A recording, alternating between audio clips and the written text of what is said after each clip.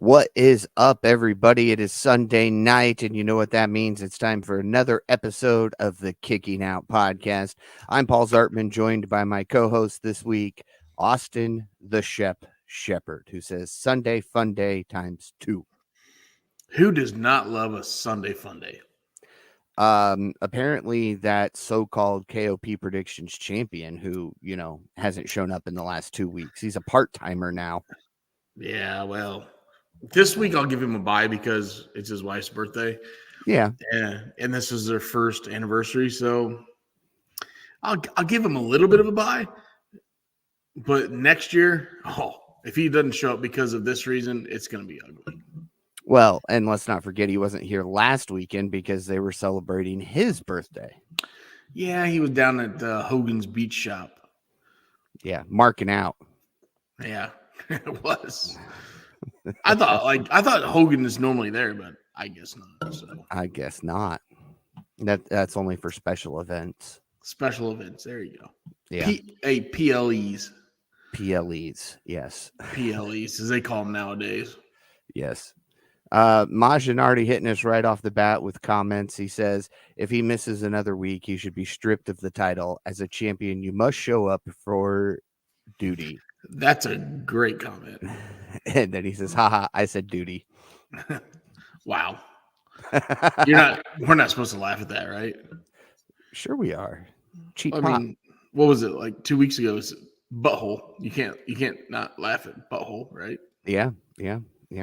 So, Shep, you teased that you would possibly be trying something new this week. So what are we drinking?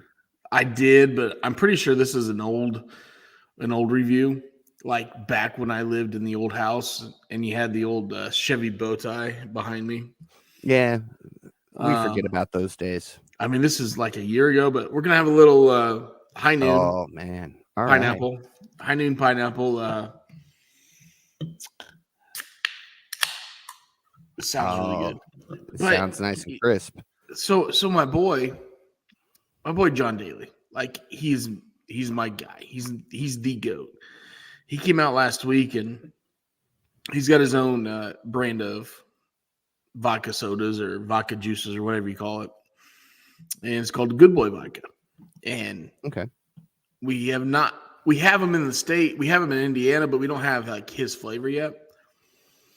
So he goes on social media last week and he calls out El Presidente, old Dave Portnoy. Ooh.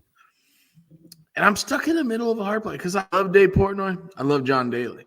Like, if you could say, hey, pick 2 guys to go drink and play golf with for the next weekend, I mean, both of those guys are going to be right there. Like, play golf and drink with Dave Portnoy and John Daly. Like, how can you go wrong, right?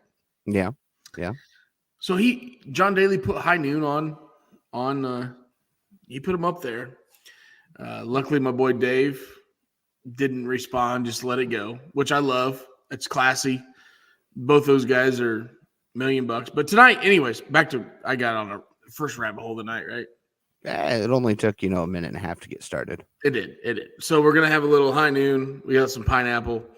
One of the best High Noons there is pineapple. And cheers, everybody out there in Twitter world, X world, whatever the hell you call it, YouTube world, TikTok world. Or are we on TikTok?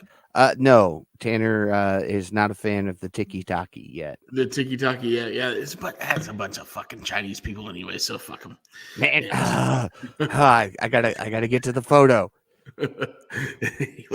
Well, are we gonna talk about the Chinese people? Because that's a whole other rabbit hole, Paul. Anyways, here, cheers, salute, love you guys. Besides the Chinese people. Majin says he's drinking Crown Peach. Ooh. Ask Majin, have you had the new Crown Blackberry? I heard my wife works with somebody who just got some and he says it's really good. Crown Blackberry and lemonade, I heard, is like the GOAT. That's what I've heard too. Yeah. Now, the Crown Peach that Majin's drinking, little Crown Peach and club soda, I can drink that all day long. Yeah, yeah. But hey, Paul, do you have any AEW wrestling this week? We did, and we're gonna get to it. I was just gonna Okay, ask you. sorry, I was rushing you. Good? Is it good? Your drink. Is it good? My drink. Mm,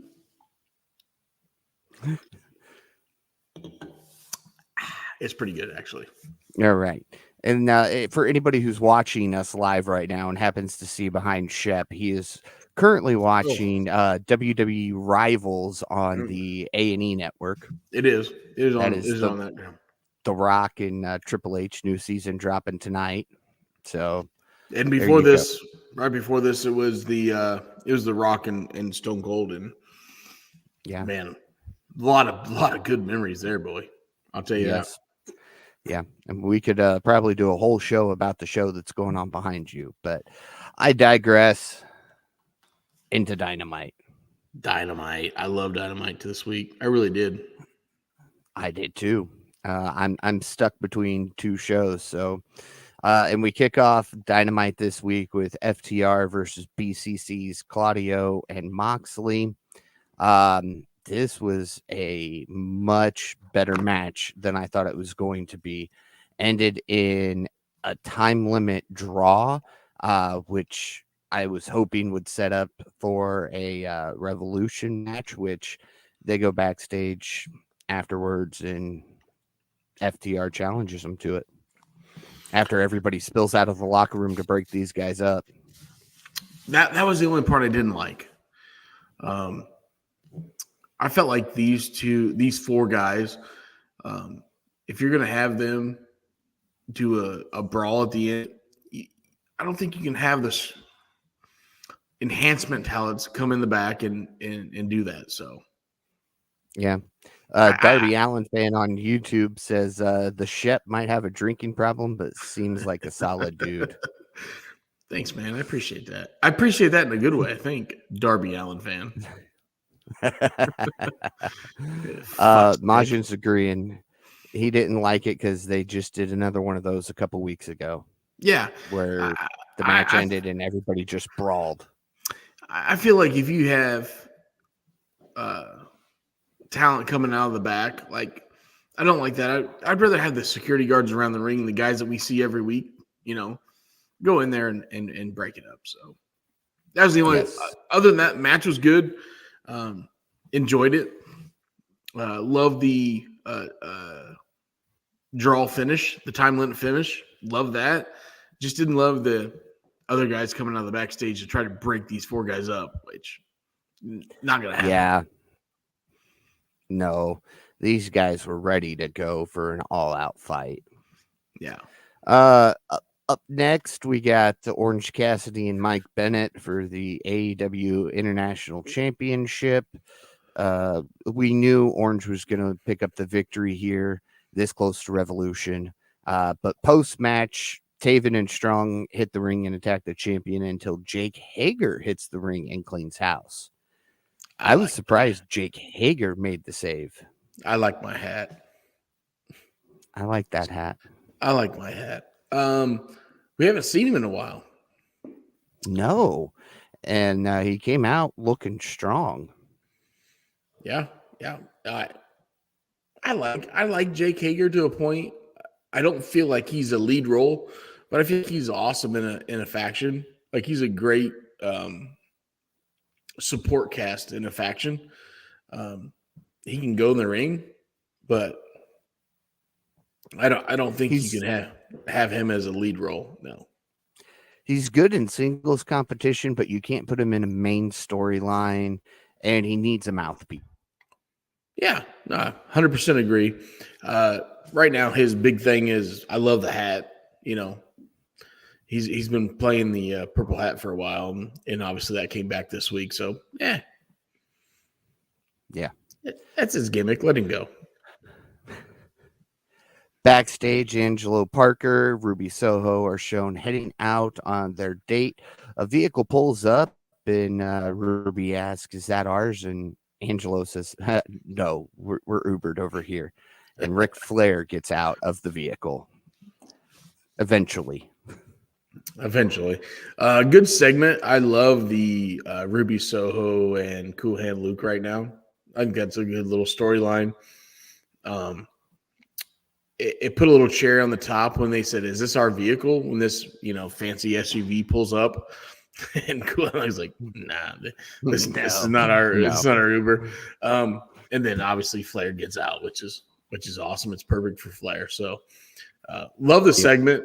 I think those two. I'm talking about Ruby and Cool and Luke. I think they can have some really entertaining segments down the road, and see a feud with maybe a what do you call it, intergender tag match, down the road. Yep.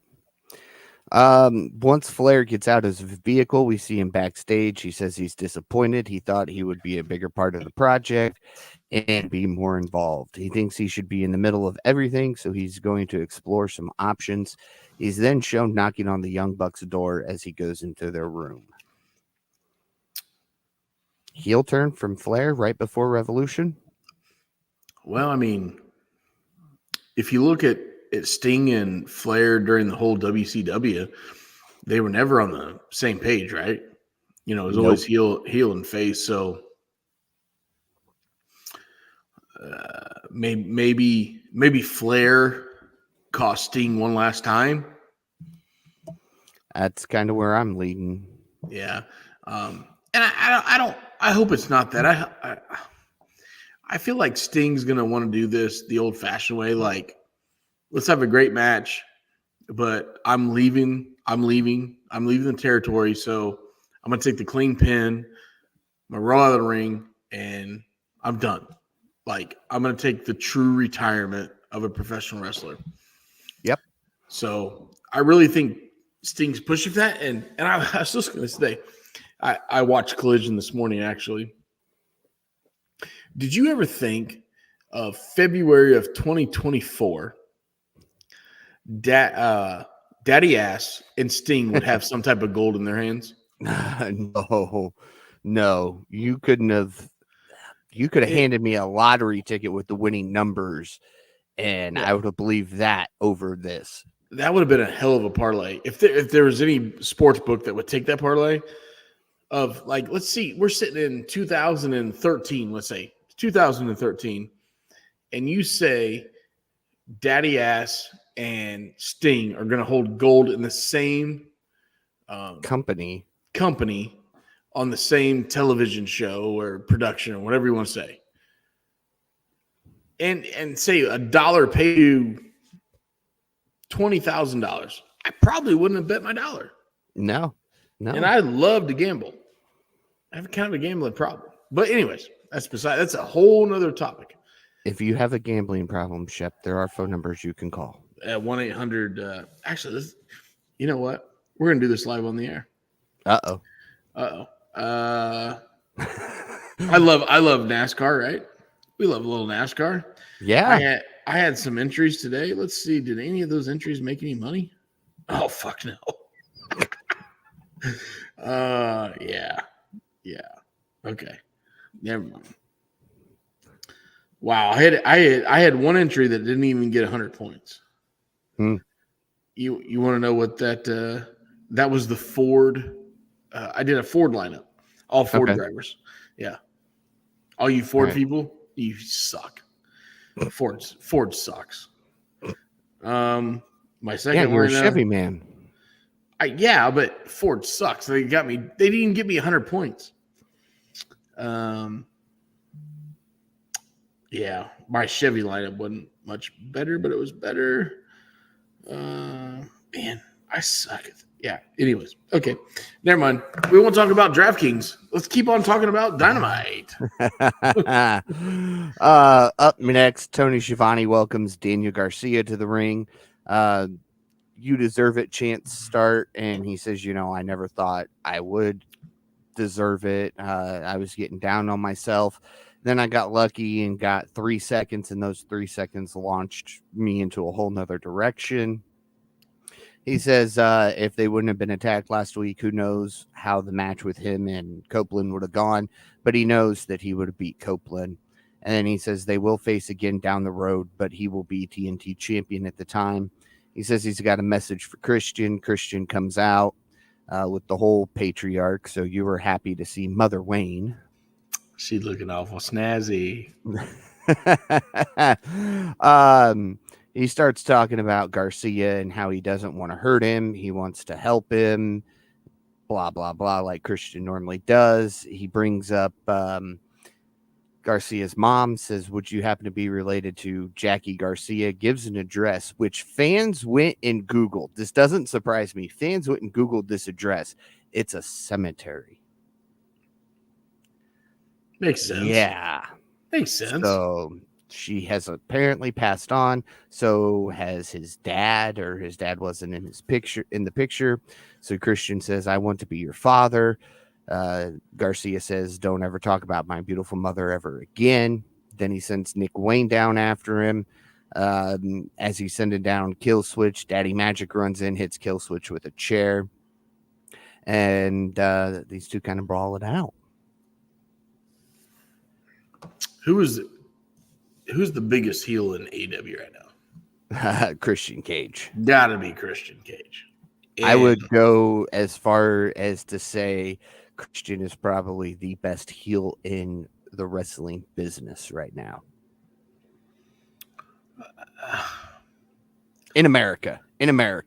Okay. I agree with you in AEW. Is he a bigger heel than The Rock right now? All right. Full-time wrestler. Okay. I mean, Rock's got some serious heat behind him right now. You know what I mean? Well, yeah. Yeah. But no, anyways, back to AEW. Thought it was a great segment. I thought Christian delivered. He is just that heel you want to hate. You want to kick him in his teeth. He's just that little shithead asshole, and I love it.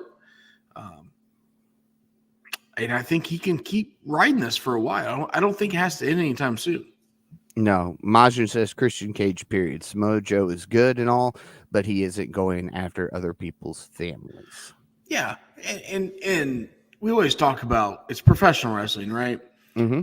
But when you can ever bring in the personal aspect, the real aspect, you start talking about somebody's real life family. Like they talked about the Briscoes back, when that happened. You talk about Nick Wayne's dad is passed, then he joined. He's talked about Christian's dad. It's everybody's dad. Like, it's personal, it's real. Just makes it even more better. Is that even? Mm-hmm. Yeah, I know that's like the worst awful grammar you can have. More better, but it's more better. All right, it's even more better. Even more better. Yes, perfectly said. Love it. Yes, Christian is killing it, and there's no signs of him slowing down either. No, I think we get Christian like this for the next year or two. Oh, absolutely. Up next, Renee is shown backstage with Adam Page and his partners. He says tonight is full of opportunities for his partners to get revenge for their losses.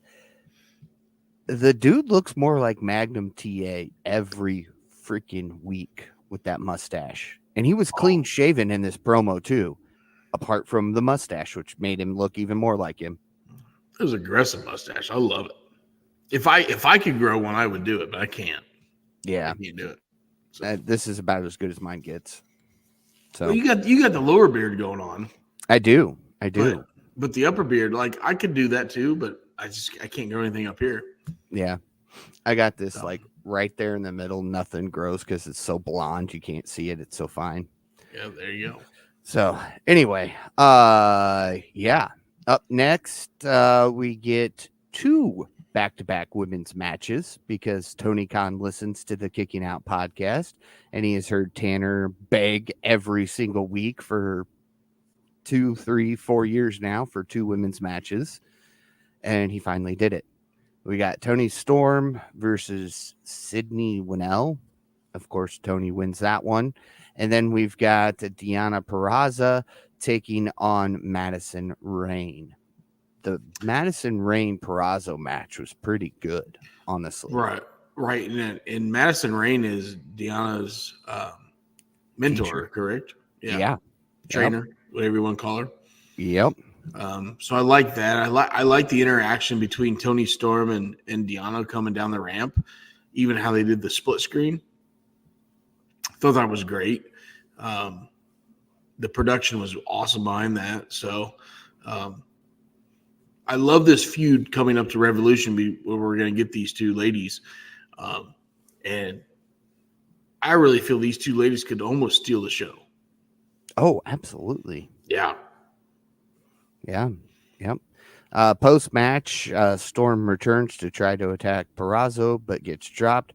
Mariah May provides a distraction, and that allows Storm to lock in the break a leg submission until the ref was calling in Luther to come in and try to break it up. Of course. We got to have Luther. Luther. Yeah. Sorry, sir. Luther. Yeah, Luther. Yeah. And then is that when Tony Storm decided just to cake on the lipstick all of a sudden? Oh my God. Out of nowhere. Yeah. Yeah. Yeah. That was a little different. A little different. It was, and it looked really bad in black and white. I'm just saying. It did. It did. No, I agree with you on that one. No, thank you. Up next, Darby Allin is shown in a video package showing some photographs of Sting and his sons. He points out it's Sting's flesh and blood, and family is all that matters. And if you didn't see this segment, this was Wolfpack Sting back in WCW with the NWO Wolfpack. So you got the red and black, and when Sting came on, I was half expecting him to be in red and black paint. Sting says that is all that matters, and it strikes a nerve because nobody has ever messed with his flesh and blood until now. There's been lots going on in his family lately. Sting reveals his father had passed away a week ago, adding that he's a hero to him. Makes him think of his own mortality, as he used to feel invincible, but time catches up with everyone, and it caught him. He knows he's not invincible, but he's bringing everything he has left in him to Revolution, and the Young Bucks have a fight on their hands. I thought that was a 9.8 out of 10 promo from Sting. Yes. Yeah,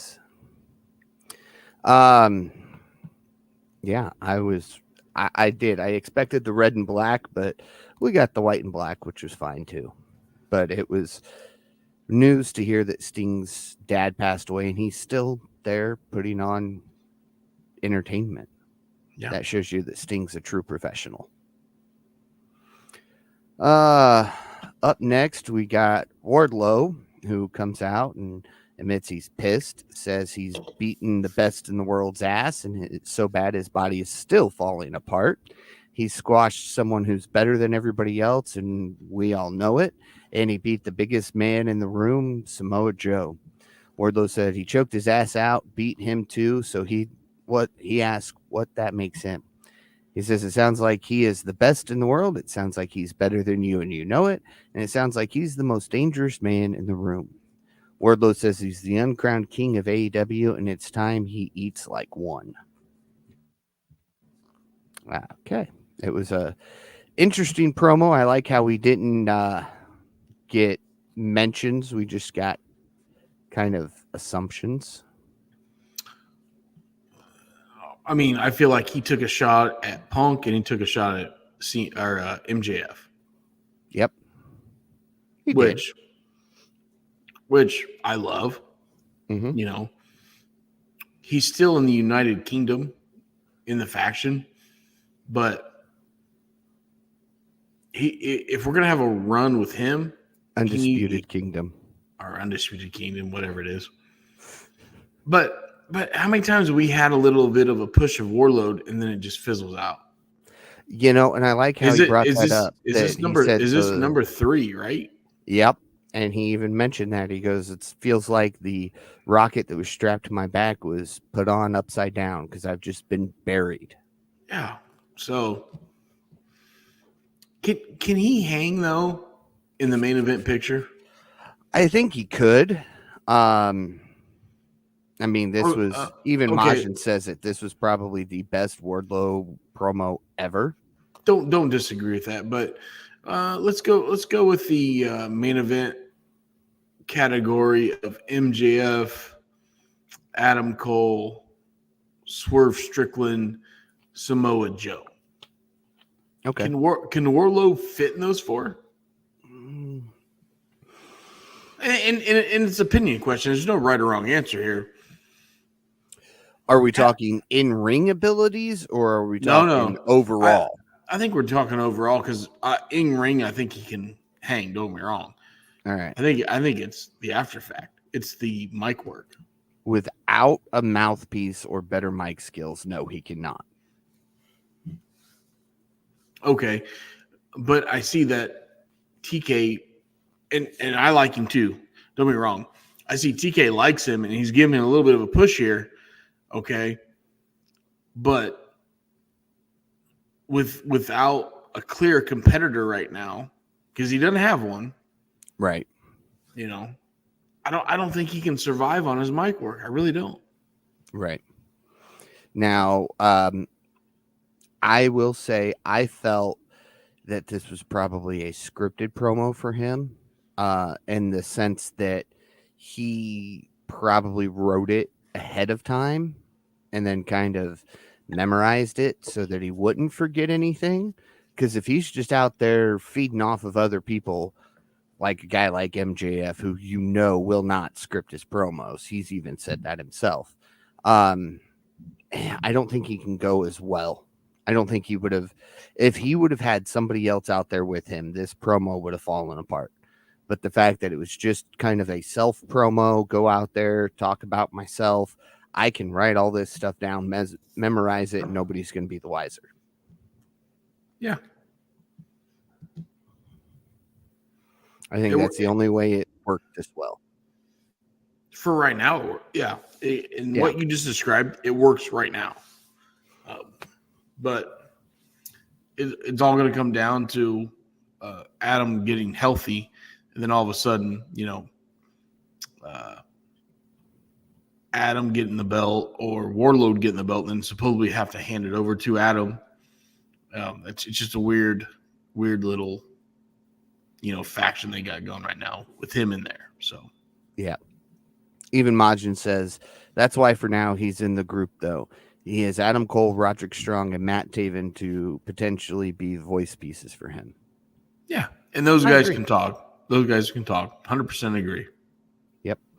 And then, of course, it's announced as we get ready to head to the backstage that Wardlow's going to be in a Meat Mania match or something like that. I don't know. It was something weird. Yeah. I don't know. That just sounds weird. It does, because I was thinking to myself, well, I wouldn't call it that with a guy like Wardlow, but Don Callis references it when he's talking about Takeshita and Will Ospreay. Says Will Hobbs will hurt a lot of people. Meat Madness. That's what he called it. Meat Madness. I saw it in the notes there. I should have read ahead. But Don Callis kind of promotes this stuff, and we find out that Ospreay is going to be on Dynamite. Yeah, next Wednesday. Yeah. Looking forward to that. I am too. I'm always a fan of having Ospreay join the brand. And then it was main event time. And of course, I saw how this was going to go when I saw these group of people, as we have Samoa Joe, Swerve Strickland, and Brian Cage versus Adam Page, RVD, and Hook. No question in my mind, Joe, Strickland, and Cage would win it, and they did. And they did. I thought this match could be absolutely awful, but I thought it surprised me. I thought it was a lot better than I thought. Above average rating that I would give it, even though we had RVD and Hook on the same team. Love both those guys. Hook gets his pop every time he comes out, but just was, obviously stacked up against him this week. So it was a good main event, not a great main event, but it was better than normal. Like it beat the expectations I thought going into it. Let's put it that way.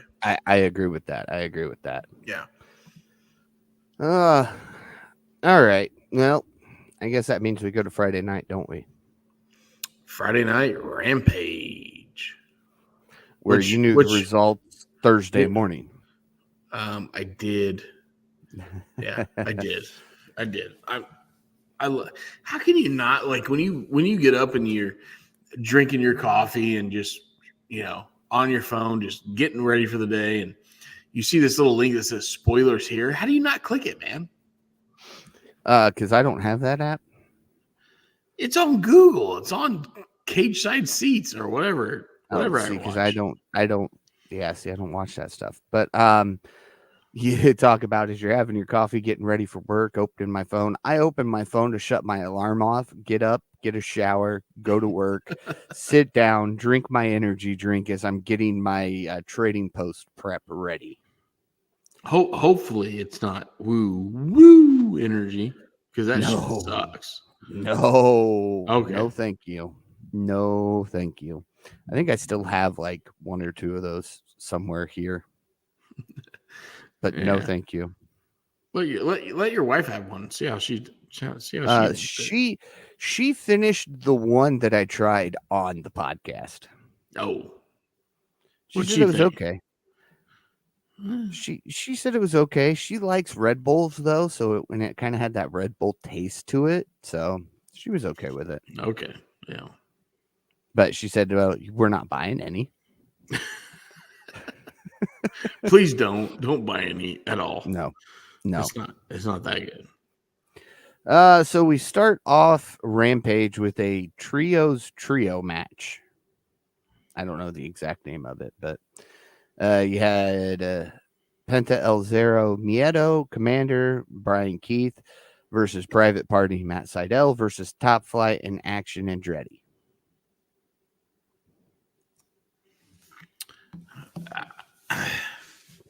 Penta, Commander, and Keith pick up the victory.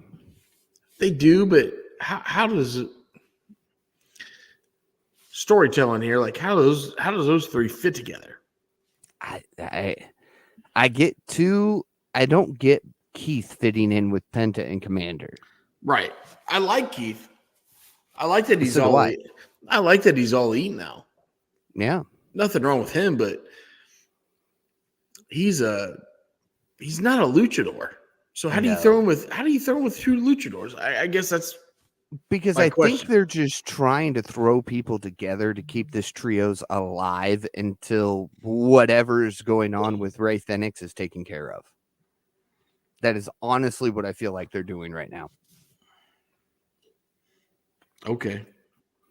Sure. I don't know. It's just my opinion. It's Rampage. Yeah.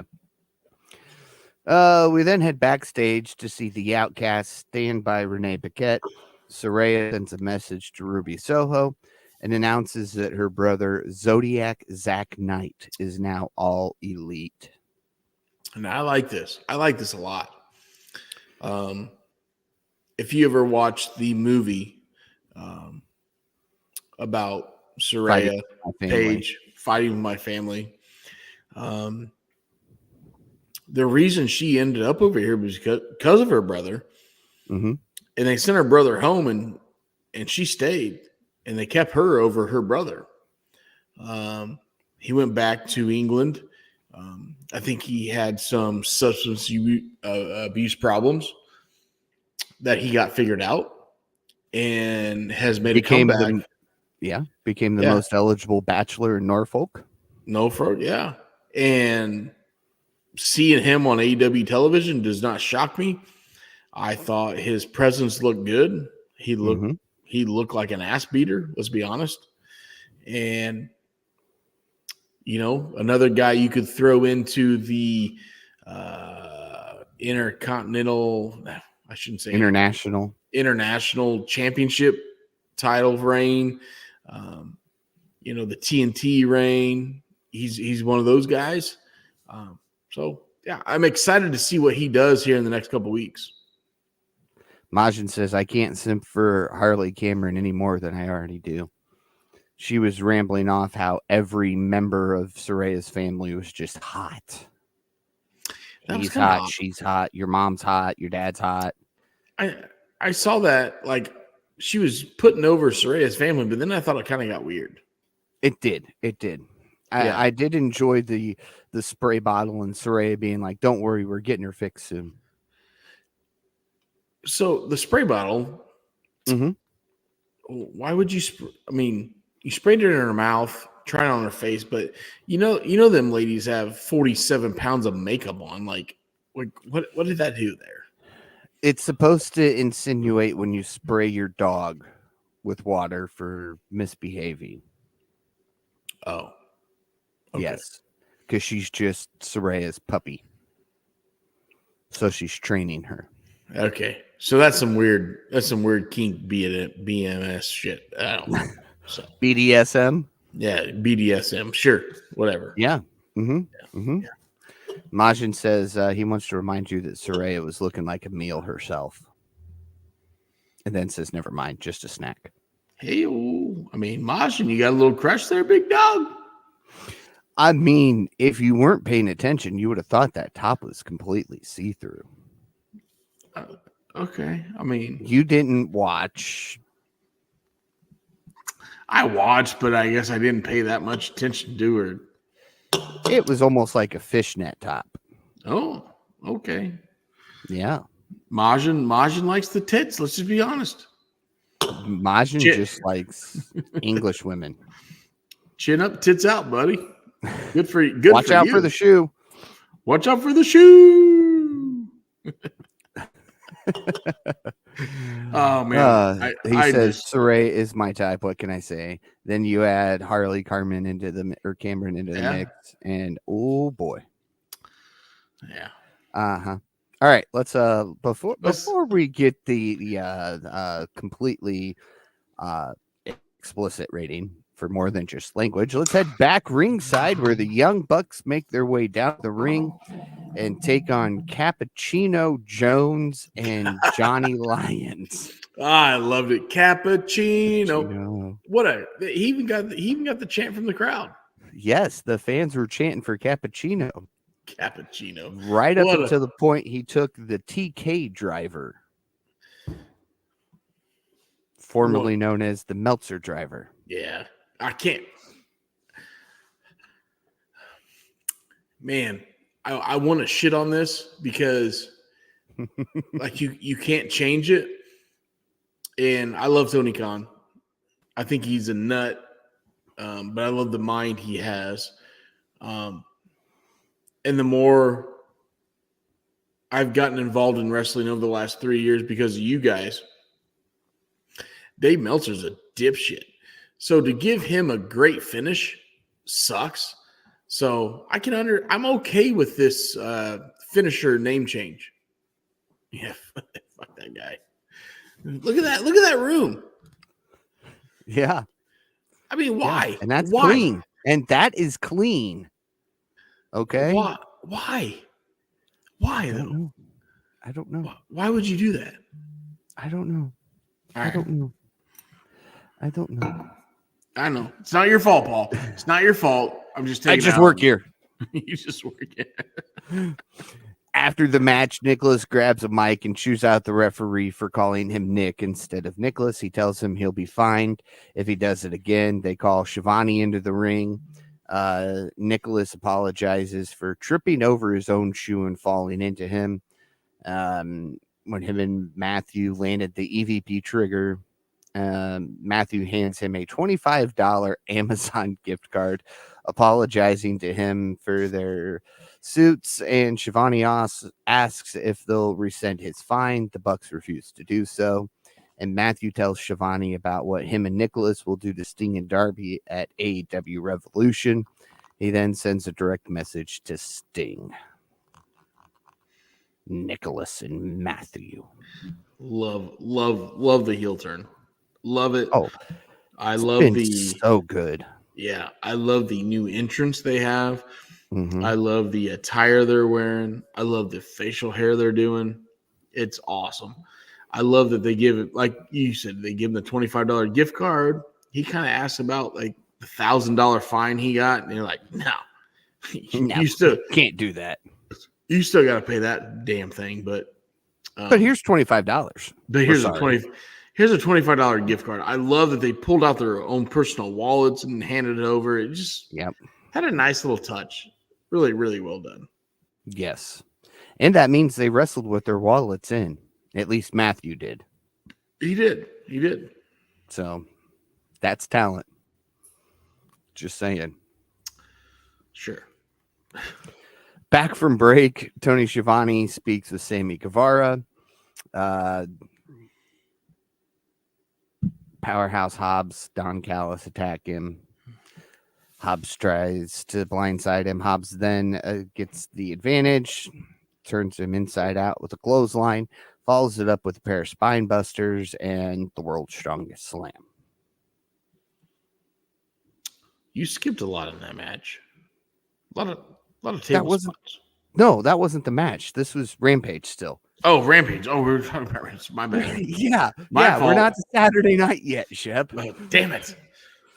Yeah, no, we're not going to skip those spots. Those were some hellacious spots. All right, my fault. Paul's right. I'm wrong. You're a show ahead of me, but Hobbs and Guevara will go one-on-one at Collision. Yeah. Okay. I'm ready for a Collision. How about you? Well, we got to get through the rest of Rampage where we see Mariah May take on Anna Jay. Mariah May picks up the victory. I know you're not a big fan of some of the women matches. This was a pretty good one. It was okay. I did watch Rampage. It was okay. It was on 4 or 5 speed, fast pace. Yeah, figured as much. Mariah May steals a kiss from Anna Jay in the middle of the match. Don't know if her and Perry are still together, but maybe she'll end up going to New Japan with him. Don't know. Then we head backstage and see Ruby Soho and Cool Hand Ange catch Renee Paquette up about how their date went. Soho then responds to Soraya's comments from earlier in the night and challenges her to meet face-to-face next week. Cool Hand Ange just leans over and goes, "You're so hot when you're mad." I'm like, this is good shit right here. It is. I thought the two of them worked really, really well together. Yes. Yep. Head back to another commercial break. Go figure, right? Back from break, we see Jake Hager and Hornsby make their way down to the ring, and the Undisputed Kingdom follows. Orange Cassidy shows up, throws the hat back to Jake Hager as we get a magical reunion. And then he says, "I like this hat." I like this hat. Or "I like this hat." It's perfect. Well, with it, I was trying to get his lisp in there. He got a little lisp. This hat. Yeah. This hat. If I was 6'6" and that size and had a little lisp, you guys would probably make fun of me too, but that's okay. I make fun of you all the time. Actually, you guys don't know how tall I really am. No. How tall do you think I am, Paul? Well, I know how tall I am. Oh, okay. And you're shorter than me. Damn it. Okay. But you're taller than Tanner. Oh, way taller than Tanner. Tanner's like 5'3". Tanner could work for the small person promotion out of Alabama. You ever see those guys on TikTok and Instagram? Yeah. They're great. They're great. Micro, whatever. Brawlers. Yeah, micro brawlers. Tanner could be. You ever catch them when they came to town at the local watering hole? I did back in the day. I have some pictures I would show you personally, but I won't put them on this podcast. Yeah, it was after a golf. It was a Thursday night too. It was after a golf league because we took the whole golf league back to the local watering hole, as you would call it. And it was interesting for sure. Mm-hmm. There was some locals that tried to get involved, male and female, and the females were interesting. Let's just say the most. So It wasn't the micro wrestling you see on Instagram or TikTok No. nowadays. Those guys look actually really entertaining, and would actually like to see them in person. This was a Off bridge. sideshow, mud show, shit show. Let's put it that way. Yeah. And they were whatever. So, anyways, Yeah. off of midget wrestling, Paul. Let's go to the next. Roderick Strong picks up the win over Hager, by the way. He does. He does. And in case you or anybody was wondering. And then it's collision time. And where we kick it off with Sammy Guevara and Powerhouse Hobbs in an ODQ match. This is the match you just thought I was talking about I thought you were talking this match. This match was a little bit Epic. over the top. Yeah. Where is it? I think it was Kevin Kelly that Hobbs gets his belt from. Slaps, smacks, beats Sammy with Kelly's belt. I thought it was a really good spot there. I did too, because he's like, well, I'm sorry, I didn't say it. I'll take it back. And Hobbs is just like, give me your belt. Like, my belt? Give me your belt. Nigel's like, sit down before your pants fall down. Yeah, we got what? 3 different table spots in this. A ladder. Holy shit chance. The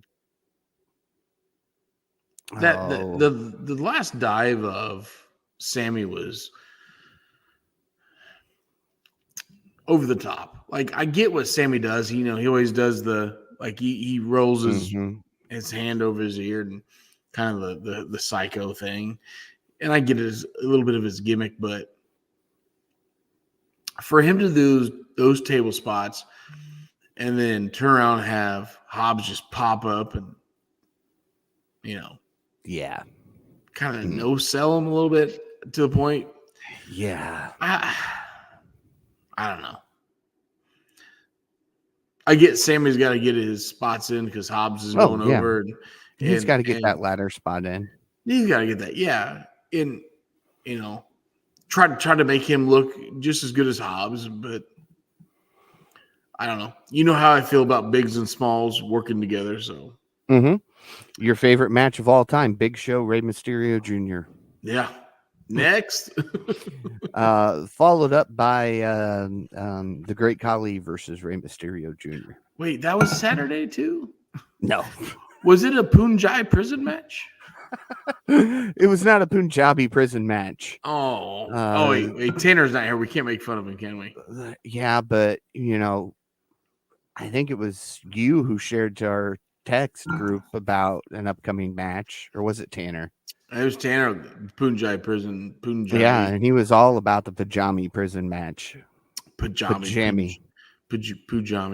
Poontang. Never mind. The pajama prison match. Yeah. We should probably change subjects right now. It could get way worse. After going through multiple tables, multiple times, multiple beatdowns, at one point I thought Sammy hit his head on the rail when Hobbs threw him into the fans, but apparently he hit his knee instead. But I went back and watched that. It looked like it was his head. No, I saw that. I saw exactly what you're saying. It was his knee? I mean, it's so close because he kind of curled himself up a little bit. Yeah. It's hard to tell. He came away holding his knee from that spot, but I'll take the knee over the neck or head any day of the week. So. Yeah. So. But Powerhouse Hobbs delivers the world's strongest slam off the top rope through the table, covers Guevara, and gets the 3 count.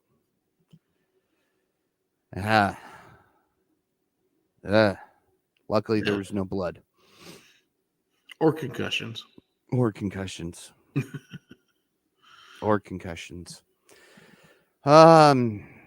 Next, we head backstage. Moxley and Claudio are backstage. Moxley tells a story about how when Claudio first came to America, he walked 20 miles from the airport because he's a freak. Moxley Says nobody can beat the two of them in a war of attrition, but they don't get paid by the hour, and a time limit draw is unsatisfactory.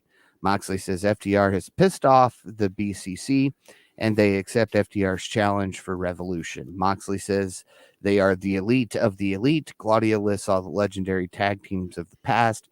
Claudia says FTR looks to the past while BCC looks to the future, creating the wrestling they want to see. Claudio challenges FTR to step into the future by going through the BCC. Moxley says that can't be all FTR had in their time limit draw because it feels like he and Claudio never went through their entire arsenal. As they walk away, Claudio tells FTR to bring their whole bag of tricks because they'll need to.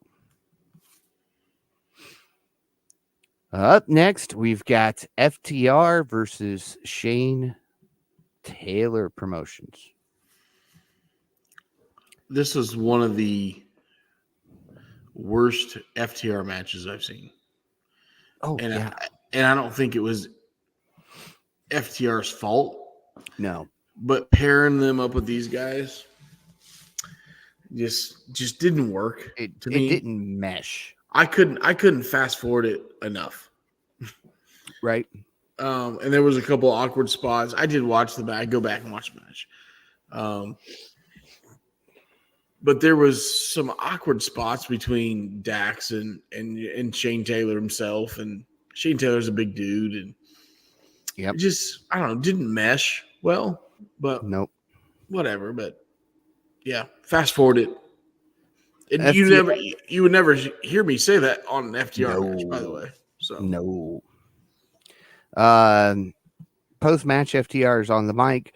Wheeler says a few weeks ago, Moxley told them to step up and get stepped on. Wheeler says they're like a couple of cockroaches. It takes more than stepping on them to kill them. If BCC has anything to say to them tonight, they know where FTR will be. I feel like that should have been done before the Claudio Moxley thing, but anyway, your boy Dax takes the mic, references Moxley's promo about the past and history. That's not what it's all about. Dax says Moxley is the king in AEW. This is his castle. Harwood sees the BCC walk around the back and people cower out of fear. Dax says they're pissed off because FTR isn't scared of them. Dax has heard that to be a king, you have to kill the king. And at Revolution, we're coming for your head. Top guys out. I thought good promotion or a good promo after the match. Yes. Setting up this match. At one point, I heard him talk about a street match, but the logo came across that it's not. It's just a regular tag match. Yeah. Which I'm okay with. I think that suits FTR better. Because if you had a street match, these four guys could really tear down the house with a true street match, not the throwing the mustard in the face type bullshit in the back, corridor. I'm talking to a true street match, true hardcore match, whatever. Now remember, FTR put on some pretty good hardcore matches with the Briscoes. They did, but to call it a street match, and we always made a comment, or we always made a joke on this podcast. Whatever town they're in, it's insert town street fight. Yeah, and they would end up in the corridor, and they're throwing popcorn in each other's face, mustard, ketchup, hot dogs, glizzies, whatever. You know what I mean? Yeah, okay, call it a hardcore match or whatever. But a true street fight, these guys come down, in the blue jeans, kendo sticks. They take it in the back, and they're using chairs and tables and throwing them up against the side of the semi. They're not throwing ketchup and mustard in their face, is what I'm getting at. Right. And I think AEW in the past has gotten really comfortable with those type of matches. Yeah, anytime I hear street fight, I go back a ways, and I think of I think it was Shawn Michaels, gets dropped onto a freaking taxi cab in New York City in the middle of a street fight. Mm-hmm. That So spills out into the street, yeah, not just throughout the arena. That's a and false count anywhere match. and I'm pretty sure when he got dropped on that, it wasn't on a General Motors product, so it's okay because it looked weak as shit. Yeah. I think we got a little Chevrolet up there, don't we? We do, right above your head, right Yeah. next to the two. Yeah. I want to go back here for a second because we're talking about street fights and stuff. Sammy and Hobbs's match. Sammy grabs a beer bottle, smashes it over Hobbs's head. Two of them. They shatter like way too easily. Those were planted. There were no logos on them. Those had to have been plants.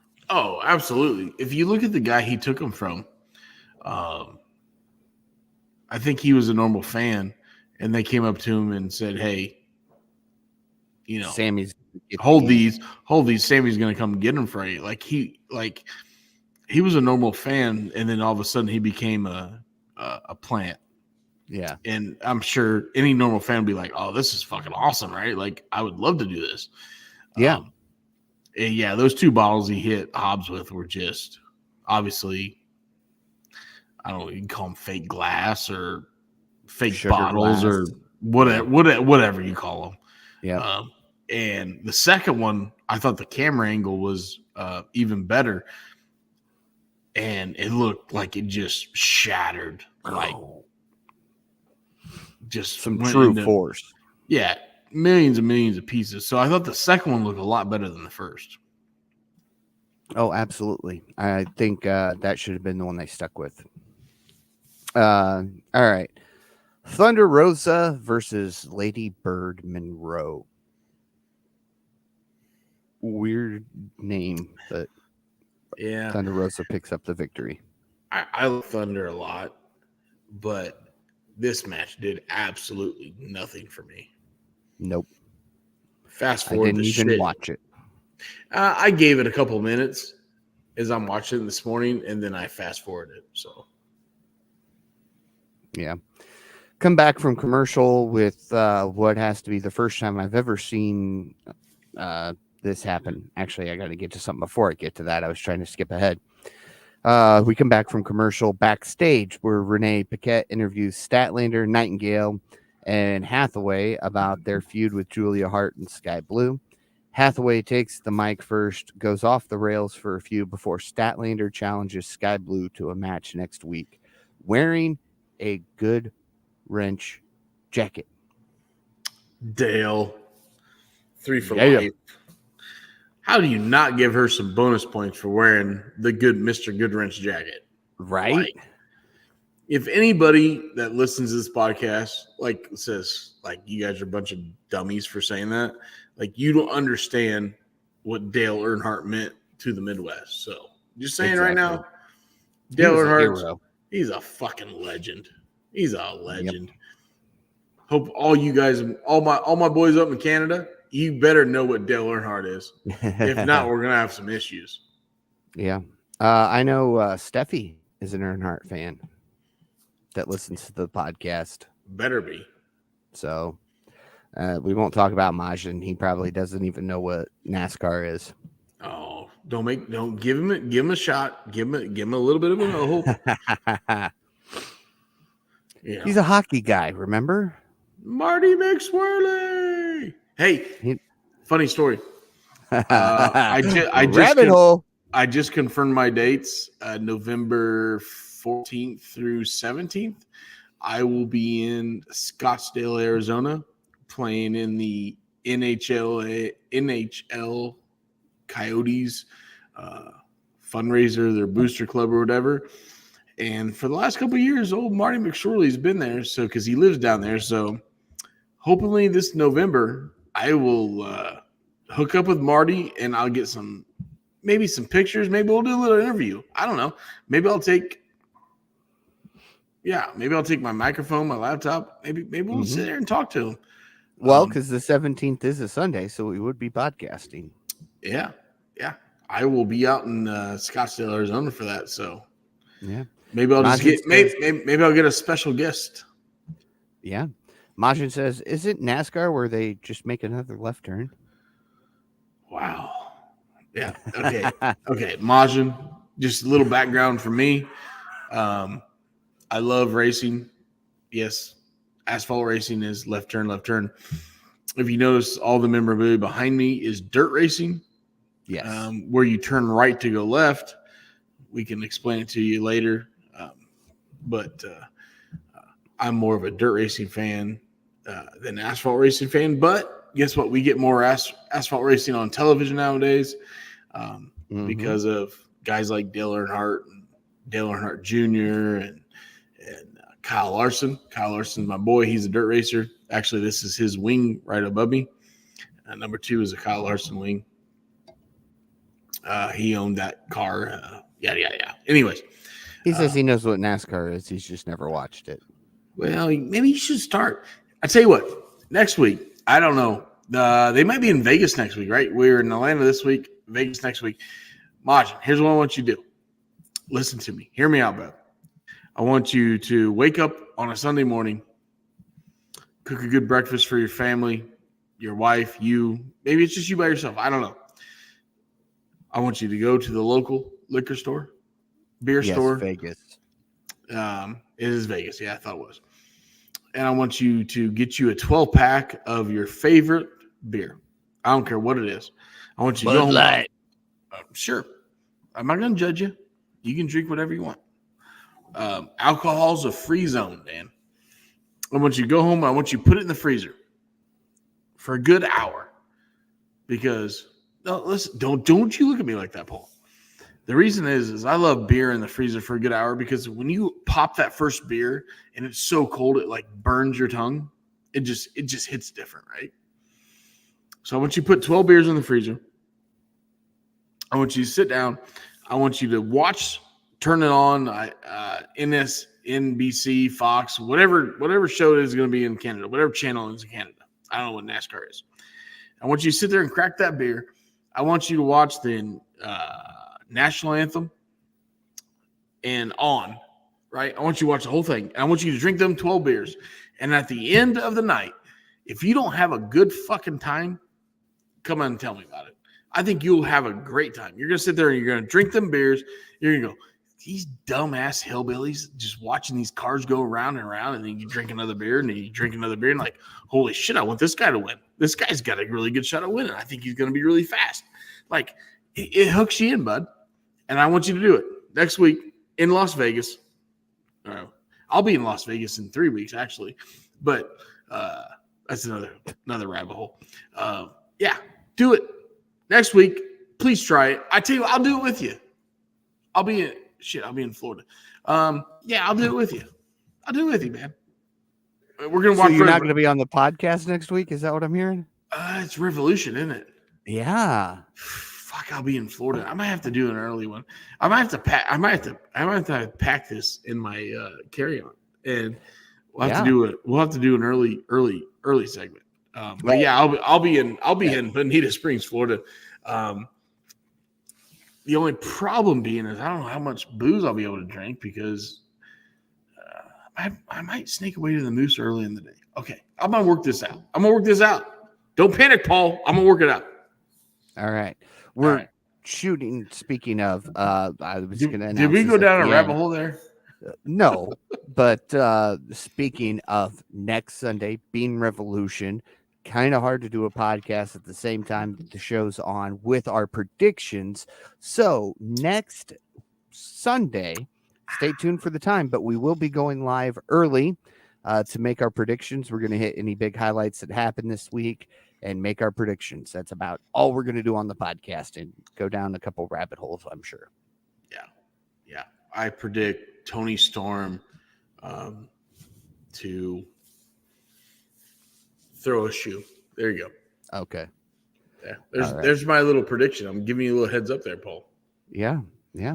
All right. Back to Collision.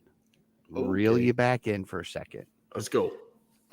as the Bang Bang Scissor Gang makes their way down to the ring. And for the first time since he signed with the company, Max Caster went blank. Oh, I watched it this morning, and man, Whew. he struggled. He stuttered, and then he just Just gave said, up. "I gave up. I'm done. Yep. Let's just move on."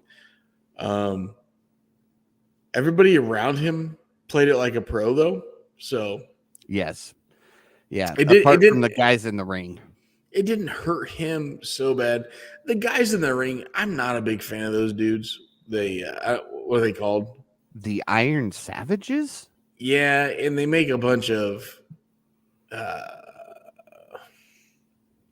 how do you say it? Do they make a bunch of homosexual references? I'm just not. Sure. Yeah, I'm not a fan of those guys. Those guys fucking suck. Sorry.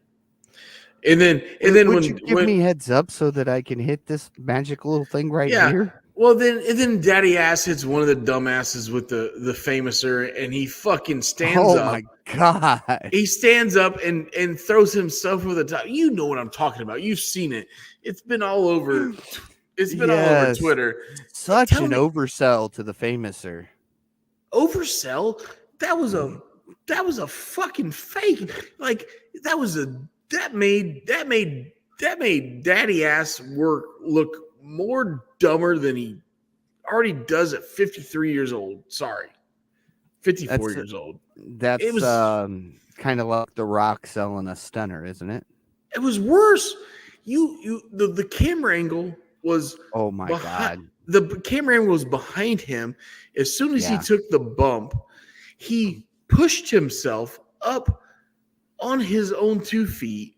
Stumbled backwards, grabbed the top rope. He didn't stumble. He threw himself over the back rope. He looked like an absolute. Go ahead, hit the button. Hit the button. He looked like a fucking idiot. Okay. At least you gave me a heads up. I did. What a shit show, shit spot. So stupid. So stupid.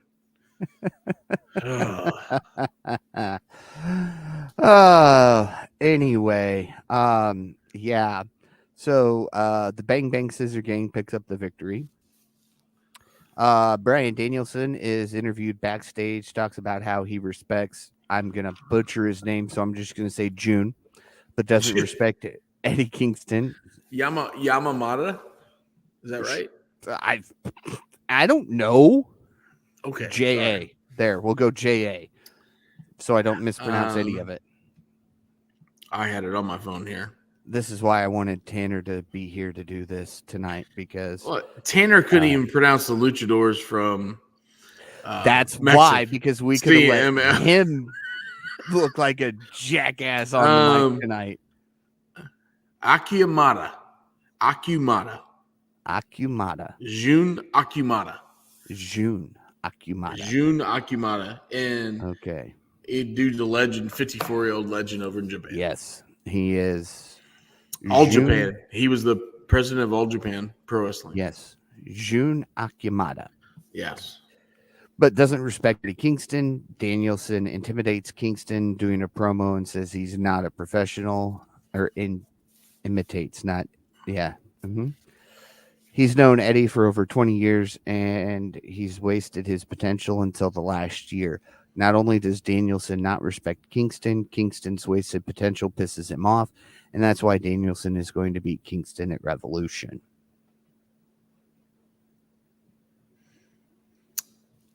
Yeah.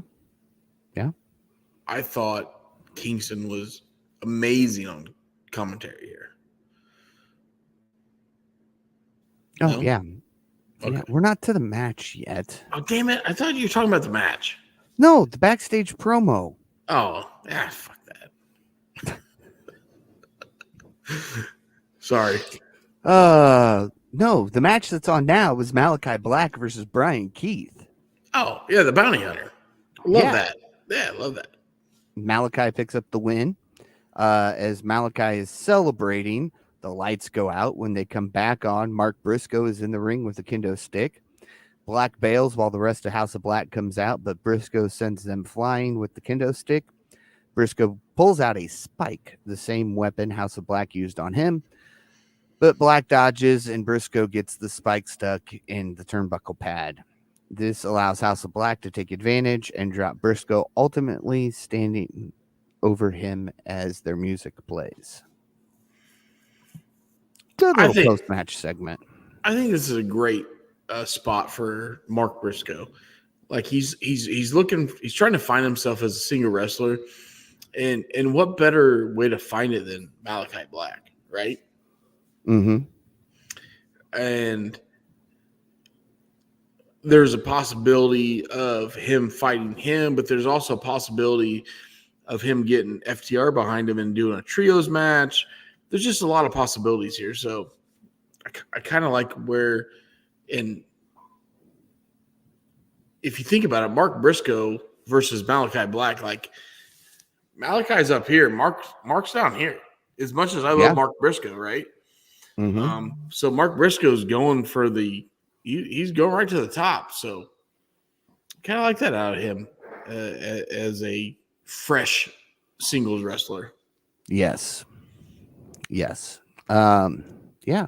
It's gonna be good to watch though. Either way you look at it. Up next, a video package airs for the feud between Sting and Darby against the Bucks, and then Serena Deeb comes out. Footage of Lady Frost competing in Mexico is provided during her entrance, courtesy of CMLL. Winner by submission, the Professor, Serena Deeb. Deeb gets on the mic, says the women's division is heating up, but she put the locker room on notice. Anyone who wants to come to the ring or join the division are welcome to Deeb's dojo because she's here to elevate the division. Deeb says when she wrestles, the lights don't go out and the picture doesn't go black and white, but she wrestles. She's here to put the wrestling back in All Elite Wrestling. I've always liked Serena Deeb. Oh, yeah. I'm glad she's back. I think she could fit right into the women's division with Toni Storm. She's real. You know, she has that real personality. Not so much professional wrestler, but Right. you know, she's a worker. You know, and that's probably why WWE wanted to just make her a trainer, because she had that. But yeah, like her in the ring. Can imagine like her, Deonna Purrazzo, and Toni Storm in a three-way. I know we won't get that right away, but down the road we could get that, and that could be really, really good. Mm-hmm. Absolutely. Absolutely. And I like how she says, you know, when I wrestle, the lights don't go out. The picture doesn't go in black and white. Yeah. She talks about how it's heating up. Thought she was going to make a reference to a certain individual who's rumored to come in 3 weeks. The way she was talking, I thought there was going to be talk about money or bosses or something. You know, if you don't have money come in right off the bat and go after Toni Storm, Serena Deeb would be one you have to come like she could handle that. Yeah. So that could work. Mm-hmm. You know, we all want to see her come in and go right after Toni Storm, right? But I don't know if she fits in right now with Toni Storm with the whole Deonna Purrazzo thing. So if you're gonna have her go somewhere else, it's got to be her, and it'll work perfectly. Those two ladies would just tear the house down. Deeb or the other one I would be okay with. And they've been pictured together here recently. Britt Baker. You don't know if she's coming back. Unless we're going to work this into a gimmick where they end up teaming up and like all of a sudden she shows up with Boss on her teeth and diamonds or whatever. And we get a promo of Britt Baker putting them on. I could see that being the cheesy way to go. WWE do that. Yeah, but also another way to go would be and I think she's just killing it in ROH is Athena. Mm-hmm. I don't. She's a hell of a worker, man. Oh, yeah. So Have her go after the ROH women's yeah, title. she holds that right now, right? I do believe so. Yeah.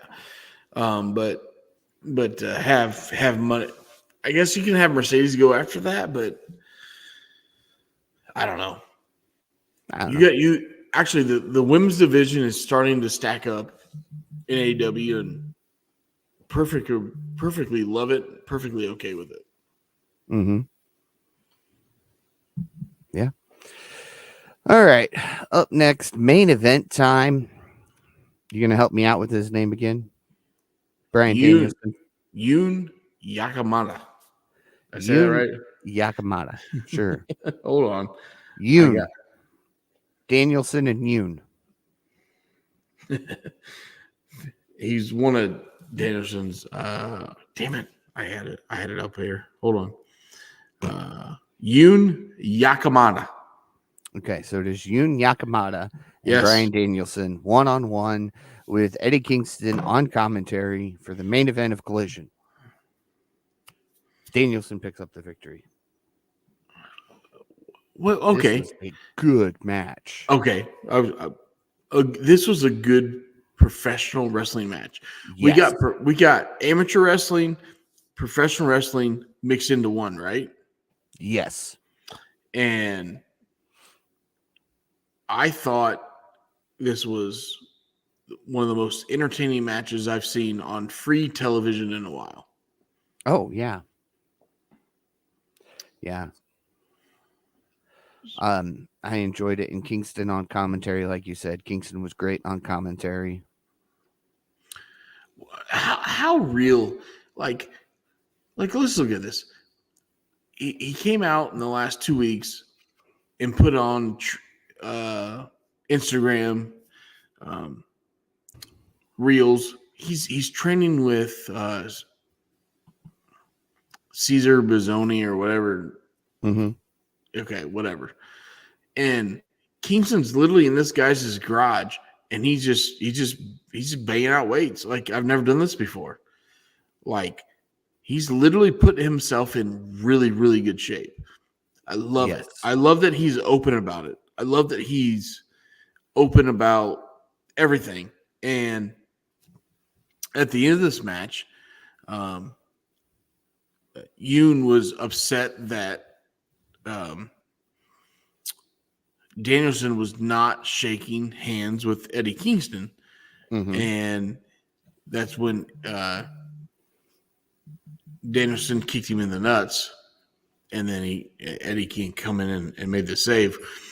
But I mean, what storytelling we got going on right now is just awesome with these two, Danielson and Eddie Kingston. Like I could take this feud on for a whole year. I really Oh, could. absolutely.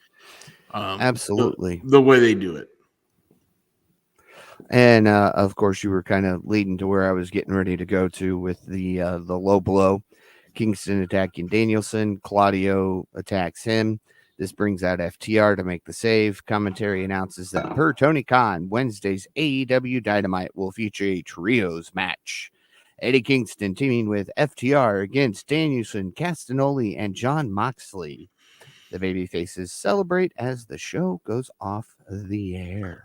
And what a great match to have leading up to Revolution, right? Oh, it'll be great. It's I mean, I'm not saying it's your go home show because we're gonna have Collision on Saturday, Right. but you got to have one of your main programs. You got to have a little storytelling going into Collision. Oh, yeah, it's the go home Dynamite. Yeah, it's going down. Which we're gonna get FTR versus Claudio and Mox, which I would take every day of the week. Yes.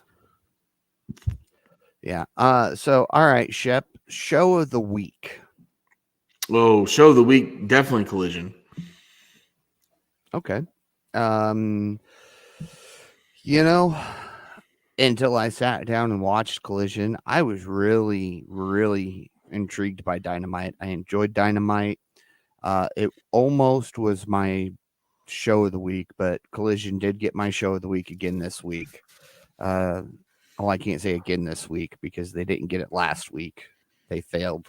They fell off the face of the earth last week. So rating for the week and wrestler of the week. Rating for Collision was pretty good for me. I'm going to go 7.7. Okay. All right. Go on. You want a wrestler now too? Yeah, go for it. My wrestler of the week is going to shock you a little bit. I'm going to go Sammy Guevara with the dives he took. Just, all right. You know what? Made him look that much good or that much better against a bigger opponent of Powerhouse Hobbs. And it kind of just bridged that gap between a big guy and a small guy. So, yeah. And I know you're not a big fan of big guys versus small guys, but I think of the small guys on the roster, Sammy can go with some of those bigger guys because of the shit he's willing to do. Yeah, he's nuts. Yeah, he's nuts. So he reproduced once; he doesn't need to do it again. So he's happy. No, there you go. All right, I'm right there with you in rating. You took my 7.7, so I'll go 7.8 because I know we don't want you to be the high guy. I'm normally a little low, but yeah, I was pretty good this week. I thought this week just hit really good.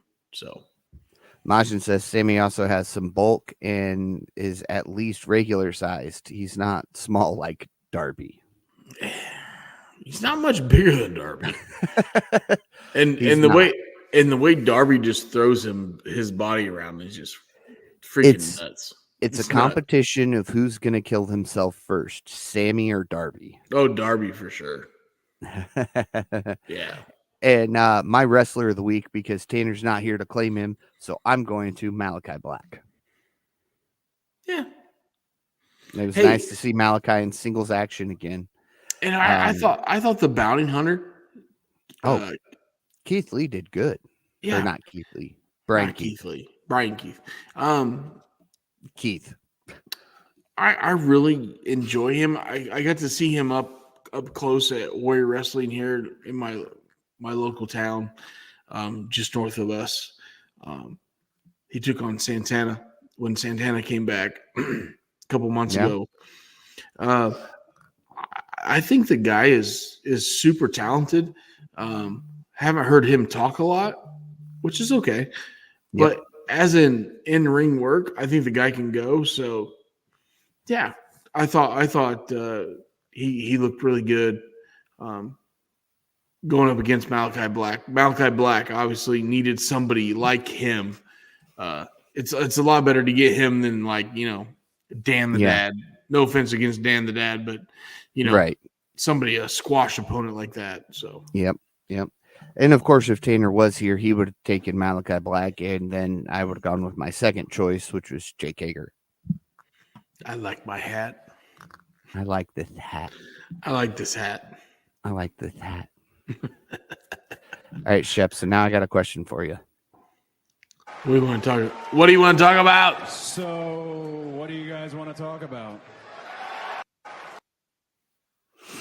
And I want to talk a little bit about You want to talk about what?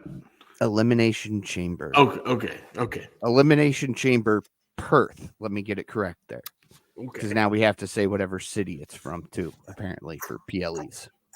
Well, I mean, first time that it was down in Australia, so. Yeah. Well, it was definitely a giant advertisement for Perth. If you haven't been to Perth, come to Perth. It's beautiful in West Australia. You can do all these things just like our superstars did. Okay. It was. I mean, it's like after every match, here's this beautiful destination that you can go check out. Now, here's this beautiful destination. I felt like I should be going to Australia right now, but there's creatures there that are bigger than me, so I'm going to pass. That's a long plane ride. I can't be on a plane that long. Yes. Started at 4:30 in the morning our time. Yeah. I did not get up for that. I still sleeping. Yeah. Even though there was Paul, if you know where I live now, Yeah. there's a S curve right on my backyard. Actually, my bedroom window goes up against this F curve, and a lady took out a telephone pole last night. So at about 3 a.m. in the morning, I wake up and my whole house is full of red and blues of all these cop cars, and that cop car actually back into my driveway, and just had to, kind of try to go back to bed with the red and blues in the background because this lady was a little intoxicated. No. I'm not driving, so I can't. You're staying put till tomorrow morning. I'm staying put until absolutely tomorrow morning, where I can walk about 15 steps to my bed. But she was 0.15 and above, according to the scanner, and she took out a telephone pole right across the street, and it landed on the street into my yard. So. Yeah, it's a good way to wake up at 3 a.m., right? Yeah. I'm gonna have to drive by and look at that in the morning on my way to work. Actually, it's gone. So, okay. I will give the telephone company credit. They came and Quickly removed it and stabilized the telephone wires or cable wires or whatever. So that's why I had no internet. No. Actually, no, it's really weird because, like, wherever I've lived in my life, when I moved out of my parents' house, this is my third home since I moved out, and this is the most active road I've ever lived on, and it's really active. Well, you know where I live. I mean, yeah. So I'm right up in your alley, actually. Yeah.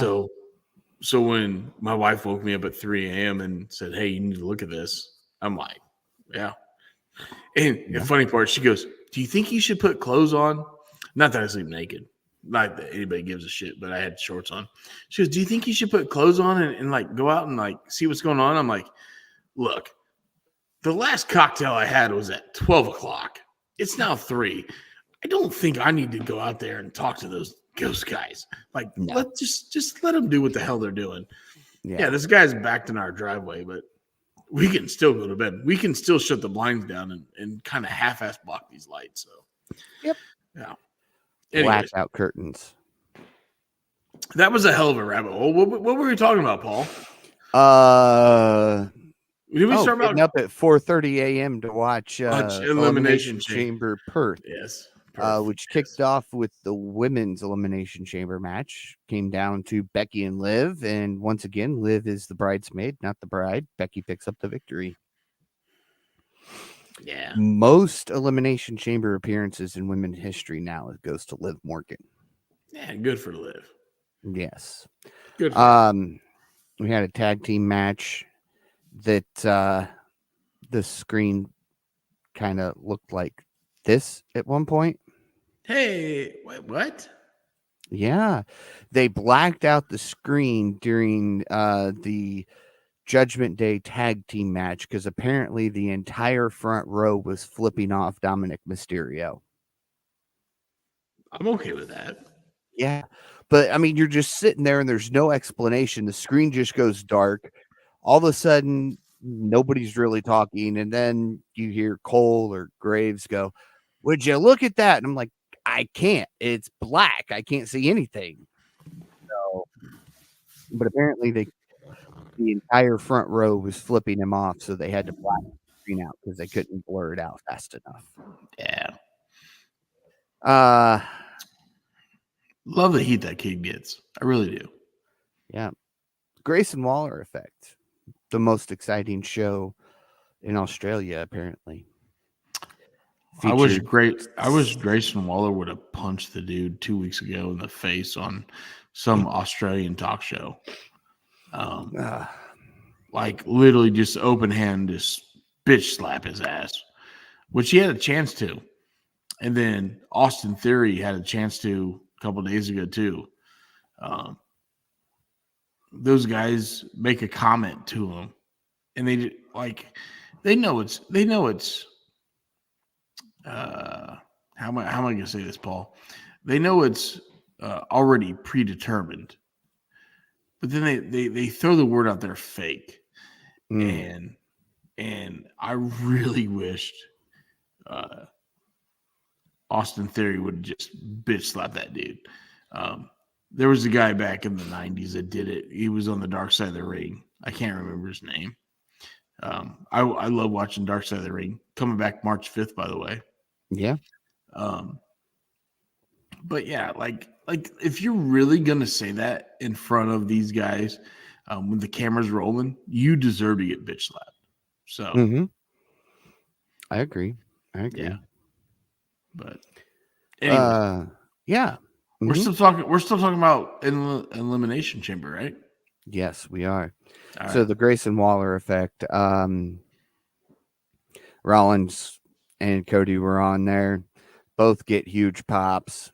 Rollins says, whoever wins tonight's going to have to face me. I'm days away from being medically cleared. So Cody decides to make an announcement, and he says, I want to challenge The Rock to a match, one-on-one, anytime, anywhere. And so Seth steps up to him and puts his hand on his shoulder and says, well, we both know when it comes to the bloodline, there is no such thing as one-on-one. So just know you're not in this fight alone. And then they both beat the shit out of Austin Theory for imitating The Rock. While Grayson Waller kind of moves chairs and goes, I didn't do anything, yada, yada, yada. Oh, and when they said to acknowledge the tribal chief, Seth kind of did this.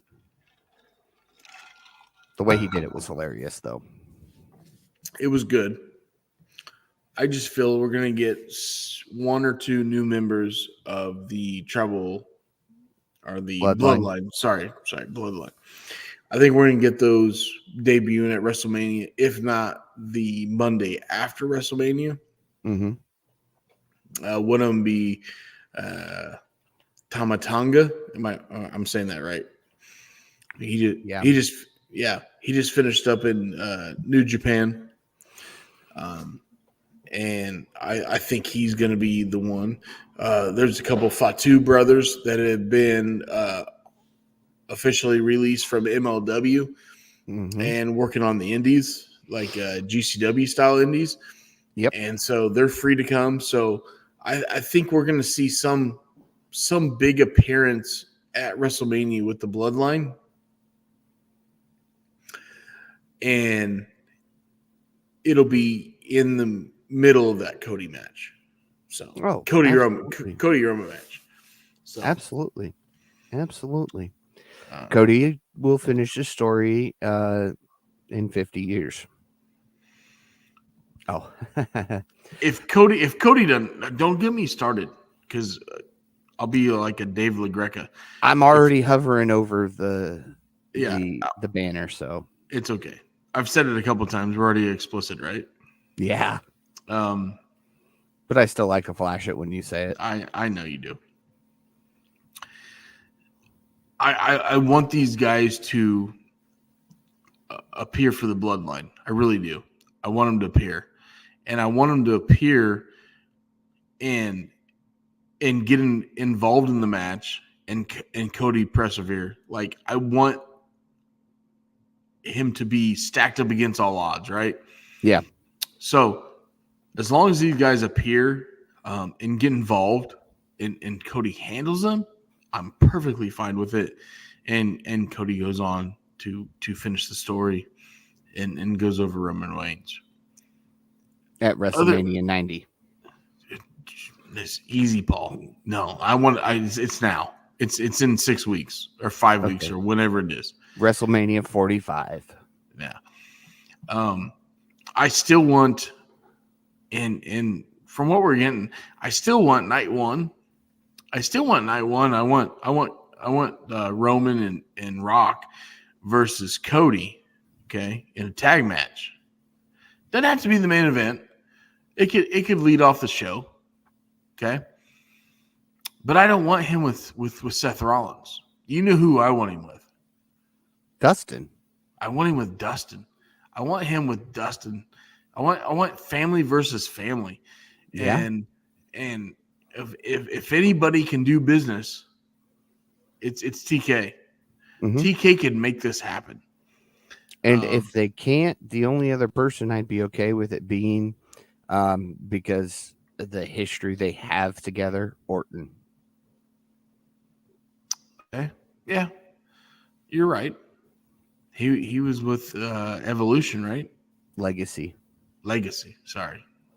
Yep. Cody and DiBiase Jr. with Orton and Legacy. And we're not gonna get DiBiase Jr. He's in some he's in some shit. So yeah. So but, just those two tag match, I'd be fine with it. But if you got, like I said, I know TK would make it happen. Mm-hmm. How good would it be, family versus family? Oh, it would be epic. So, I mean, we got 5 weeks to make that happen. And here's the thing. Dustin's 50-some years old. The Rock's 50-some years old. Dustin can still go. We know he can still go. So The Rock gets blown up before he gets to the ring. The Rock hasn't wrestled in how many years? Yep. But anyways, when he brought Ronda Rousey in. Yeah. Dustin can still go, so I want to see that. Like, I feel like that could be a match. Now, the only thing is will WWE bring him in as the natural Dustin Rhodes? Because they always had him as Gold Dust, but I want him as the natural Dustin Rhodes. So, oh yeah. I still think that's a possibility. I really do. I do too. Yeah. I know we're far fetched. Like I listened to Justin LaBar and Bob Hood or whatever the fuck his name is on Bustin' Open today, and you know they're not thinking what I'm thinking, but they never do. They never do. Justin LaBar and Bob Hood or Dick Hood or whatever his name is. Yeah. What's his name? You know his name. I don't know his name. I don't listen to it.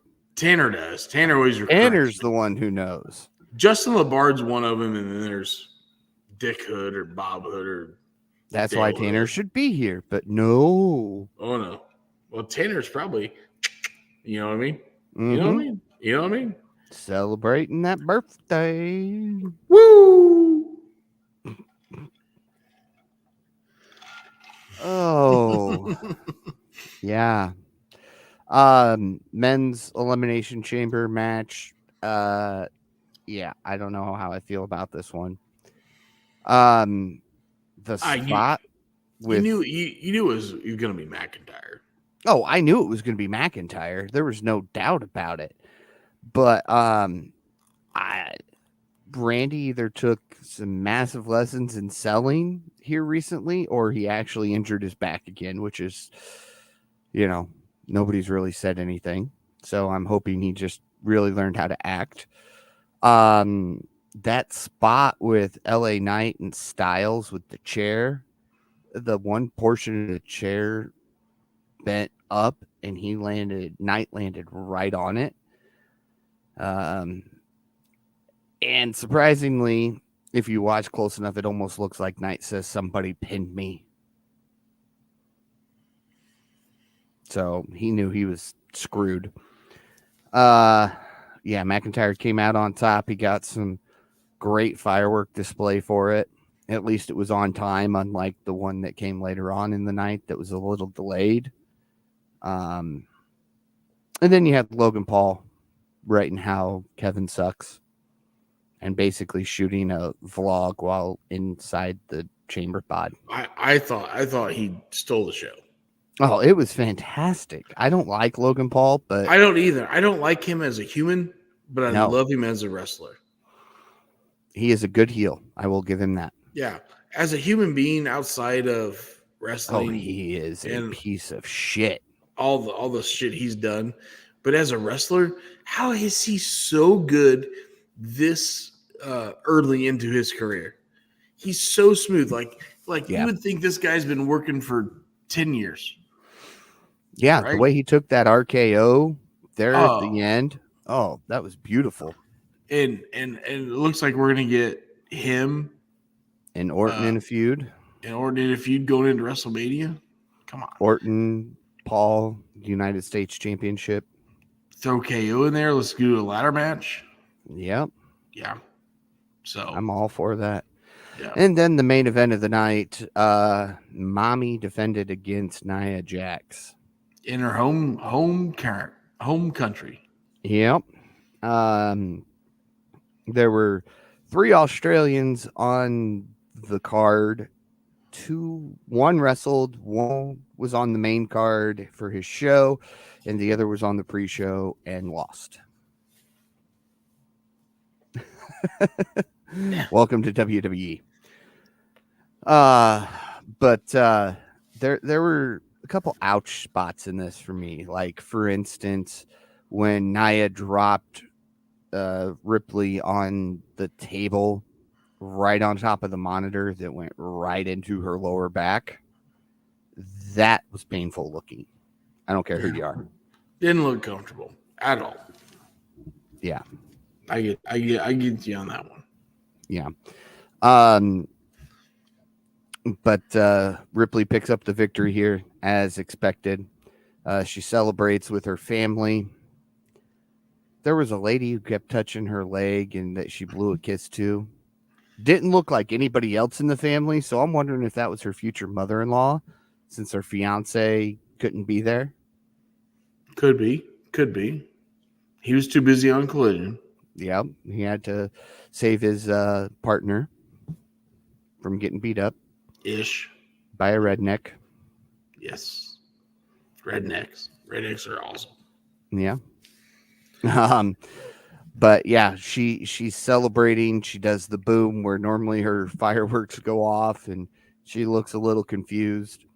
Gets ready to get down off of the top rope, and the fireworks start going off behind her. So she re-celebrates. Yeah, her sister looks just like her back when she was blonde. Yeah, blonde hair for sure. Mm-hmm. So definitely can't deny that those kids are related. I do like that WWE did this match as their main event, last match of the night in Australia. Obviously, Rhea Ripley is one of the biggest stars right now that WWE has. Oh yeah. She can talk on the mic. She can perform in the ring. She's a dual threat. So going into WrestleMania, you throw her in the main event tonight or last night, yesterday day, whatever you want to look at it. It was perfect, and she pulled it off, and she finished the show strong. It was a great show. Again, you and I are WWE. You and I are AEW podcast guys, right? Mm-hmm. We still watch a lot of professional wrestling, and that was a pretty good damn PLE, right? Mm-hmm. Whatever they call them, PLEs now. Premium live events. There you go. So, congratulations to her. She main evented in her hometown, or home country, and pulled it off. So, you know, it was awesome. Other than that, we set up a lot of good storylines for WrestleMania 40 coming in Philadelphia here. We did, and I'm surprised we didn't get an announcement of where 41's going to be already. 41's in Vegas. I'll bet you a lunch that 41's in Vegas at the Allegiant Stadium, and there you go.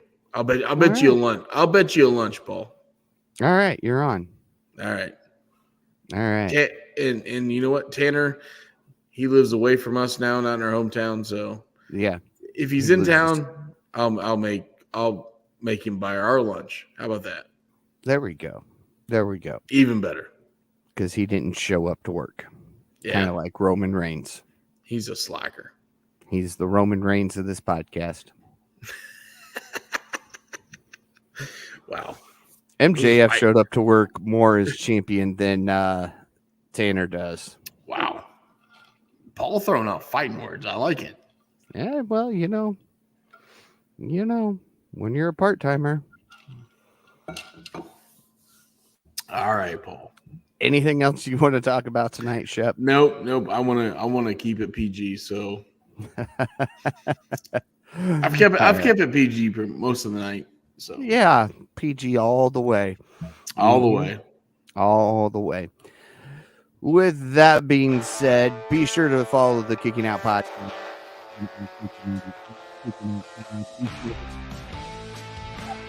It is you listen to your podcast, and that happens to be Apple Podcasts. Leave us that 5-star review because we are 5-star KOP. Be sure to check out kickingOutShop.com. Great place to go to get some great merchandise, support a great podcast, look fantastic doing so. And as Majin would always say, buy the merch, you fucking marks. Yes. Be sure to follow the absent KOP predictions champion, Tanner Lee, at Tanner Lee 92. Follow Austin Shepard, the Shep, at the Shep 27. And follow myself at Paul Zartman 921. And with that, for Austin Shepard, I'm Paul Zartman. Join us again next week as we make our predictions for Revolution and kick out yet another podcast.